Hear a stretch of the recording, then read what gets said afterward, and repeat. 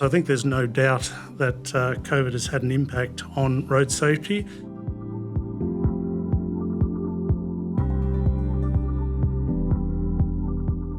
Those killed while walking are likely to be older. Up to December 2022, people aged over 70 accounted for 35% of the 646 deaths in Melbourne since 2002.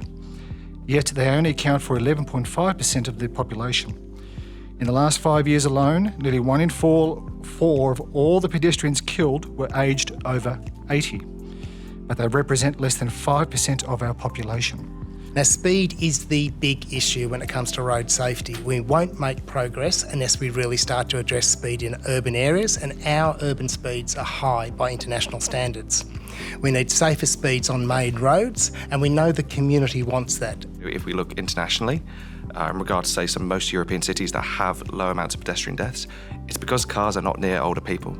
If you want older people to feel safe, you want them to walk to public transport and to use it, you need to make sure that, particularly they are protected. There is a separation between the cars and them. 1 in every 4 serious crashes on Australian roads involves a bike rider, and each year, around 15,000 Australians are hospitalised after a bike crash. In a pre-COVID period, there were an average of 197 seriously injured bike riders in Victoria.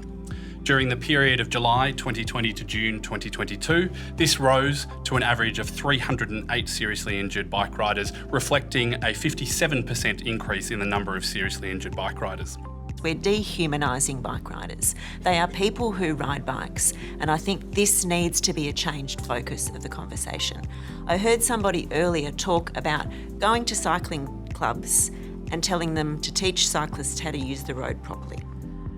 Now, do we teach a pedestrian how to walk across the road properly? Do we ask a pedestrian to wear a fluoro vest?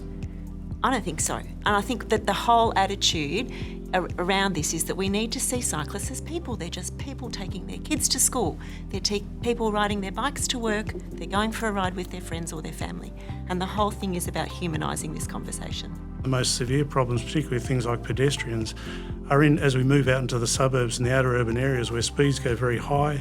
You're needing access to pedestrian facilities, so things like transport interchanges, and then they're not currently being managed very well, and our speed limits around them are often not appropriate.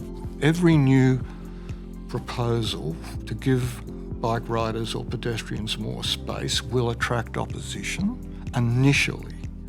But over time, once people see it in place and they begin to use it, that opposition fades away, and after a number of years, the people who opposed its introduction would oppose its removal.